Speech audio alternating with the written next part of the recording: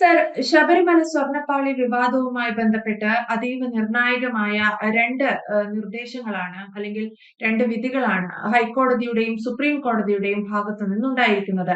ഹൈക്കോടതിയിൽ നിന്നാണെങ്കിൽ SITക്ക് സമയം നീട്ടി നൽകിയിരിക്കുന്നു. കൂടുതൽ അന്വേഷണം ആവശ്യമാണ്. ഈ കേസിന്റെ ഒരു ഗൗരവം കണക്കിലെടുത്തുകൊണ്ടാണ് അത്തരത്തിലൊരു നീക്കം ഹൈക്കോടതിയുടെ ഭാഗത്തു നിന്നുണ്ടായത് എന്നറിയുന്നു. അതുപോലെ മുൻ ദേവസ്വം ബോർഡ് അംഗം ശങ്കരദാസിന്റെ മുൻകൂർ ജാമ്യ ഹർജി സുപ്രീം കോടതി തള്ളിയിരിക്കുന്നു. ഒരു തരത്തിലും താങ്കളുടെ പേര് ഈ വിഷയത്തിൽ നിന്ന് ഒഴിവാക്കാൻ സാധിക്കില്ല എന്ന് തന്നെ സുപ്രീം കോടതി തുറന്നു പറഞ്ഞിരിക്കുന്നു. അല്ലെങ്കിൽ സുപ്രീം കോടതിയും അത്തരത്തിലൊരു നീക്കം എടുത്തിരിക്കുന്നു. എങ്ങനെ വിലയിരുത്താം ശബരിമലയിൽ രണ്ട് കോടതികളും അതീവ നിർണായകമായ ഇത്തരം തീരുമാനങ്ങൾ എടുക്കുമ്പോൾ? നമ്മൾ ശ്രദ്ധിക്കേണ്ട ഒരു കാര്യം, ഇവിടെ ഈ തീരുമാനങ്ങൾ പ്രഖ്യാപിച്ചത് ഈ ഇന്ത്യയുടെ സുപ്രീം കോടതിയും കേരളത്തിന്റെ ഹൈക്കോടതിയുമാണ്. അതിന് മുകളിൽ ഒരു കോടതി ഇന്ത്യയിലില്ല, കേരളത്തിലുമില്ല. അപ്പോൾ ആ കേരളത്തിന്റെ ഹൈക്കോടതിയും ഇന്ത്യയുടെ സുപ്രീം കോടതിയും ഒരേപോലെ ഈ കേസിൽ ഇദ്ദേഹത്തിന് ജാമ്യം അനുവദിക്കരുത് എന്ന് പറയുമ്പോൾ അതീവ ഗുരുതരമായിട്ടുള്ള കുറ്റകൃത്യം നടന്നിട്ടുണ്ടെന്നും അതിന്റെ കൃത്യമായ തെളിവ് കോടതിക്ക് ബോധ്യപ്പെട്ടിട്ടുണ്ടെന്നും ഇദ്ദേഹത്തെ പുറത്തേക്ക് വിട്ടാൽ കേസിനെ അട്ടിമറിക്കുമെന്നും കൃത്യമായ ബോധ്യം കോടതിക്ക് ഉള്ളത് കൊണ്ടാണല്ലോ ഇത്തരത്തിലുള്ള ഒരു തീരുമാനത്തിലേക്ക് എത്തിയത്. ഇവിടെ നമ്മൾ മനസ്സിലാക്കേണ്ട ഒരു കാര്യം, കോടതികൾക്ക് പോലും അളന്ന് തിട്ടപ്പെടുത്താൻ കഴിയാത്തത്ര വലിയ സമ്പത്താണ് മോഷ്ടിക്കപ്പെട്ടതും കൈമാറ്റം ചെയ്യപ്പെട്ടതും രൂപാന്തരം പ്രാപിച്ചതും എന്ന് നമുക്ക് മനസ്സിലാക്കാം. അതായത് ഇതിപ്പോ സ്വർണ്ണക്കൊള്ള എന്നൊക്കെ പറയുമ്പോൾ കേവലം സ്വർണത്തിന്റെ വില മാത്രം വെച്ചുകൊണ്ട് കണക്കാക്കാവുന്ന ഒരു കാര്യമല്ല ഇത്. പുരാവസ്തുക്കൾക്കൊക്കെ ഉള്ള വില എന്ന് പറയുന്നതിനേക്കാൾ കൂടുതൽ വില ഇതിനുണ്ട്. കാരണം ലോകത്ത് ഏറ്റവും കൂടുതൽ ഭക്തജനങ്ങൾ വരുന്ന, ഏറ്റവും കൂടുതൽ വരുമാനമുള്ള ഒരു ക്ഷേത്രം, ആ വിശ്വാസി സമൂഹത്തിന്റെ മുഴുവൻ പ്രതീകമായിട്ടുള്ള വിഗ്രഹങ്ങൾ, അതിനോടനുബന്ധമായിട്ടുള്ള മറ്റു കാര്യങ്ങളും അങ്ങേയറ്റം പൂജനീയമാണ്. അതിന്റെ വില നമുക്ക് ഒരിക്കലും പവൻ കണക്കിൽ അല്ലെങ്കിൽ രൂപ കണക്കിൽ കണക്കാക്കാൻ പറ്റുന്നതല്ല. അതുകൊണ്ട് തന്നെ ആയിരക്കണക്കിന് കോടി രൂപയുടെ തിരിമറി നടന്നിട്ടുള്ള ഇത്തരമൊരു കേസിൽ ഭരണ കക്ഷിയുടെ, അതായത് ദേവസ്വം ബോർഡിന്റെ അംഗങ്ങൾ കൃത്യമായും ഉൾപ്പെട്ടിട്ടുണ്ട് എന്ന് ഹൈക്കോടതിയും സുപ്രീം കോടതിയും സംശയിക്കുന്നു. സംശയിക്കാൻ ആവശ്യമായ തെളിവുകൾ ഹൈക്കോടതിക്കും സുപ്രീം കോടതിക്കും മുമ്പാകെ എത്തിയിരിക്കുന്നു എന്നുള്ളതാണ് ഈ രണ്ട് കോടതികളും ഈ പറഞ്ഞ പോലെ ഒരേ നിലപാട് ശക്തമായി സ്വീകരിക്കാൻ കാരണം. അതിൽ നിന്ന് മനസ്സിലാക്കേണ്ട ഒരു കാര്യം, ഈ ശബരിമല ഉൾപ്പെടെയുള്ള തിരുവിതാംകൂർ ദേവസ്വം ബോർഡ്, ആ ദേവസ്വം ബോർഡിന്റെ കാര്യങ്ങളിൽ തർക്കം വന്നാൽ അതിൽ ഇടപെടാൻ കോടതിക്ക് അധികാരമുണ്ട് എന്നുള്ളത് ആദ്യകാലം മുതലേ ഉള്ള ഒരു നിലപാടാണ്. നിയമപരമായിട്ട് അത് ഉറപ്പാക്കിയിട്ടുമുണ്ട്. അതുകൊണ്ട് ശബരിമല കാര്യത്തിൽ സർക്കാരിനോ അന്വേഷണ ഏജൻസികൾക്കോ എന്തെങ്കിലും അലംഭാവം ഉണ്ടായാൽ പോലും ഹൈക്കോടതിക്കും സുപ്രീം കോടതിക്കും അതിൽ ഇടപെടാനുള്ള അധികാരമുണ്ട്. കാരണം ഈ ബോർഡ് രൂപീകരിക്കുമ്പോൾ തന്നെ ഇത് കേവലം ഏക്കർ, സെന്റ്, കെട്ടിടം, സ്വർണം, അതിന്റെ ഒന്നും വിലയ്ക്ക് അപ്പുറം ഒരു വലിയ ജനസമൂഹത്തിന്റെ, വിശ്വാസികളുടെ വലിയ സമൂഹത്തിന്റെ പ്രതീക്ഷ, അവരുടെ വിശ്വാസം, അതുമായി ബന്ധപ്പെട്ട ആചാരാനുഷ്ഠാനങ്ങൾ, ബന്ധപ്പെട്ട സംഭവങ്ങൾ, ബന്ധപ്പെട്ട ഇവന്റുകൾ, ബന്ധപ്പെട്ട സ്വത്ത്, ഇതെല്ലാം കോടതിക്ക് നിരീക്ഷിക്കാനുള്ള അധികാരമുണ്ട് എന്ന് നേരത്തെ തന്നെ രേഖപ്പെടുത്തിയിട്ടുണ്ട്. അതുകൊണ്ട് ഇത് അതീവ ഗൗരവമുള്ള ഒരു വിഷയമാണ്. ആ കോടതിയാണ് ഇപ്പോൾ കേരളത്തിന്റെ പരമോന്നത കോടതിയും രാജ്യത്തിന്റെ പരമോന്നത കോടതിയും ഒരേപോലെയുള്ള അഭിപ്രായ പ്രകടനം നടത്തിയിരിക്കുന്നത്. ശങ്കർദാസിനെ ഏതെങ്കിലും ഒരു ആനുകൂല്യത്തിൽ വിട്ടയക്കാൻ സാധ്യമല്ല എന്ന്. ഇവിടെ വ്യക്തമാവുന്ന ഒരു കാര്യം, ശങ്കർ ബോസ് ഇത്രമാത്രം വലിയ ഒരു സംശയിക്കപ്പെടേണ്ട വ്യക്തിത്വമാണ് എങ്കിൽ അദ്ദേഹം ഇരുന്നിരുന്ന കസേര ഏതാണ്? അത് ദേവസ്വം ബോർഡ് മെമ്പറുടേതാണ്. അദ്ദേഹത്തിന്റെ രാഷ്ട്രീയ പാർട്ടി ഏതാണ്? അത് കമ്മ്യൂണിസ്റ്റ് പാർട്ടി ഓഫ് ഇന്ത്യ എന്ന് പറയുന്ന CPI ആണ്.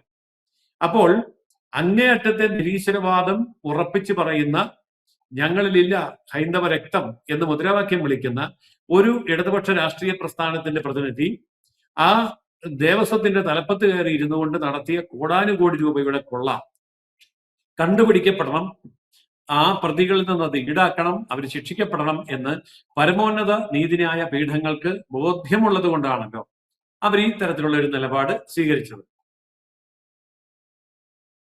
അപ്പോഴും ഉയർന്നു വന്ന മറ്റൊരു ചോദ്യം എന്ന് പറയുന്നത്, ജയസൂര്യൻ സാർ ഈ പറഞ്ഞ ചില പോയിന്റ്സുകളുണ്ട്. അതിൽ ഒന്ന് ഈ ശങ്കരദാസ് CPI ആണ്, മറ്റൊന്ന് മുൻ ദേവസ്വം ബോർഡ് അംഗമാണ്. ഈ കാരണങ്ങൾ കൊണ്ട് ഒരാൾ സംശയ നിഴലിലാവണം എന്ന നിർബന്ധമുണ്ടോ? ഏതെങ്കിലും ഒരു രാഷ്ട്രീയ കക്ഷിയുടെ പ്രതിനിധി ആയതുകൊണ്ടോ അല്ലെങ്കിൽ ദേവസ്വം ബോർഡിന്റെ ഭരണാധികാരി ആയതുകൊണ്ടോ ഒരാൾ സംശയിക്കപ്പെടേണ്ട കാര്യമില്ലായിരുന്നു. എപ്പോൾ വരെ? കോടതി കണ്ടെത്തുന്നത് വരെ. ഇപ്പോൾ ഹൈക്കോടതിയും സുപ്രീം കോടതിയും ഒരേപോലെ പറഞ്ഞെന്താണ്?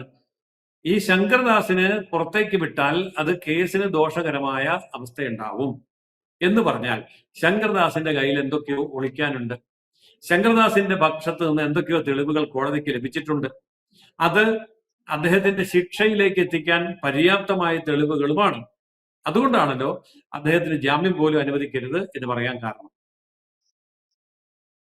മറ്റൊരു കാര്യം ജയസൂര്യൻ സാർ, ബിജെപിയുടെ തന്നെ ചില സോഷ്യൽ മീഡിയ ഹാൻഡിലുകളിൽ പ്രത്യക്ഷപ്പെട്ട ചില പോസ്റ്റുകളും അല്ലെങ്കിൽ അത്തരത്തിലുള്ള റൈറ്റിംഗ്സുമാണ്. കാരണം LDF പറയുന്നത്, അല്ലെങ്കിൽ CPM ഇപ്പോൾ ആരോപിക്കുന്ന മറ്റൊരു കാര്യം എന്ന് പറയുന്നത്, സോണിയാഗാന്ധിയെ പോറ്റി നേരിട്ട് കാണാൻ പോയിട്ടുണ്ട്. അപ്പോൾ Z കാറ്റഗറി അത്തരത്തിലൊരു സുരക്ഷയിൽ നിൽക്കുന്ന ഒരു വ്യക്തിയെ എങ്ങനെയാണ് കേരളത്തിൽ നിന്ന് പോറ്റി കാണാൻ പോയത്? അടൂർ പ്രകാശ് നൽകിയ അതിനുള്ള ചില സഹായങ്ങൾ എന്തൊക്കെയാണ്? അടൂർ പ്രകാശും ആ ഫോട്ടോയിൽ ഉണ്ടല്ലോ എന്നൊക്കെയുള്ളത്. അപ്പോൾ നിലവിൽ CPM-ഉം UDF-ഉം അല്ലെങ്കിൽ ഇവർ ഒരുപോലെ ഈ ഒരു വിഷയത്തിൽ കുറ്റക്കാരാണ് എന്ന രീതിയിൽ BJP-യുടെ ചില സോഷ്യൽ മീഡിയ ഹാൻഡിലുകളിൽ ചില പോസ്റ്റുകൾ വരുന്നുണ്ട്. ഇത് എത്രത്തോളം യാഥാർത്ഥ്യമാണ്? അങ്ങനെയാണെങ്കിൽ BJP തന്നെ ആരോപിച്ചിരിക്കുന്ന, അല്ലെങ്കിൽ ഒഫീഷ്യൽ ആയിട്ട് അല്ലെങ്കിലും ആരോപിക്കുന്ന ഒരു കാര്യം എന്ന് പറയുന്നത്, ഈ സ്വർണ്ണപ്പാളി വിവാദ കേസ് അട്ടിമറിക്കപ്പെടാൻ സാധ്യതയുണ്ട്, ഇരു കൂട്ടരും തമ്മിൽ ഒരു ധാരണയിലെത്താൻ സാധ്യതയുണ്ട് എന്നൊക്കെയാണ്. അടൂർ പ്രകാശ് മാത്രമല്ലല്ലോ, അതുപോലെ KC വേണുഗോപാൽ, ആന്റോ ആന്റണി അടക്കമുള്ള കോൺഗ്രസ് പാർട്ടിയുടെ MP-മാർ, നേതാക്കന്മാർ, ഇവരൊക്കെ തന്നെ സോണിയാഗാന്ധിയുമായി വളരെയേറെ അടുപ്പമുള്ളവരാണ്. ആ സോണിയാഗാന്ധിയുമായി ഇവർക്കുള്ള അടുപ്പത്തെ ഉപയോഗപ്പെടുത്തിക്കൊണ്ട് പോറ്റി സോണിയാഗാന്ധിയുടെ വസതിയിലെത്തുകയും അവരെ നേരിട്ട് സന്ദർശിക്കുകയും അവരുടെ കയ്യിൽ ചരട് കെട്ടിക്കൊടുക്കുകയും ഒക്കെ ചെയ്യുന്ന ഒരു അന്തരീക്ഷത്തിലേക്ക് കാര്യങ്ങൾ വളർന്നു എങ്കിൽ തീർച്ചയായിട്ടും കോൺഗ്രസ് നേതൃത്വത്തിന് ഇതിൽ ബന്ധമുണ്ട് എന്നുള്ളത് വളരെ വ്യക്തമാണ്. മറ്റൊന്ന്, എന്തിനാണ് പോറ്റി സോണിയാഗാന്ധിയെ കാണാൻ പോയത്? പോറ്റി ഒരു ഇടനിലക്കാരനും കച്ചവടക്കാരനും ഇതിൽ നിന്ന് സാമ്പത്തിക ലാഭം നേടാനും വേണ്ടി ശ്രമിച്ച വ്യക്തിയാണെന്ന് എല്ലാവർക്കും അറിയാം. എന്തായാലും ജയസൂര്യൻ സാർ സൂചിപ്പിച്ചതുപോലെ ഈ രീതിയിൽ ശബരിമല സ്വർണ്ണപ്പാളി വിവാദം വലിയ വിഷയമായി മാറുകയാണ്. ഹൈക്കോടതിയും സുപ്രീം കോടതിയും ഏറ്റവും ഒടുവിൽ അതീവ നിർണായകമായ 2 തീരുമാനങ്ങളാണ് ഈ വിഷയത്തിൽ എടുത്തിരിക്കുന്നത്. CPI മെമ്പർ ആയതുകൊണ്ടോ അല്ലെങ്കിൽ മുൻ ദേവസ്വം ബോർഡ് അംഗമായതോ കൊണ്ട് മാത്രമല്ല, KP ശങ്കരദാസിനെതിരെ അതീവ ഗുരുതരമായ ചില കുറ്റങ്ങളാണ് ചാർത്തപ്പെട്ടത് എന്ന ബോധ്യമുള്ളത് കൊണ്ട് കൂടിയാവണം സുപ്രീം കോടതി അദ്ദേഹത്തിന് മുൻകൂർ ജാമ്യം നിഷേധിച്ചുകൊണ്ട് ഈ കേസിൽ നിന്ന് ഒരു തരത്തിലും പേര് പോലും മാറ്റാൻ സാധിക്കില്ല എന്ന് പറഞ്ഞിരിക്കുന്നത്. അതുപോലെ ഹൈക്കോടതി SIT അന്വേഷണം നടക്കുന്നതിന് കൂടുതൽ ദിവസവും കൂടി നൽകിയിട്ടുണ്ട്. വ്യക്തമാണ്. Thank you Jayasuryan sir.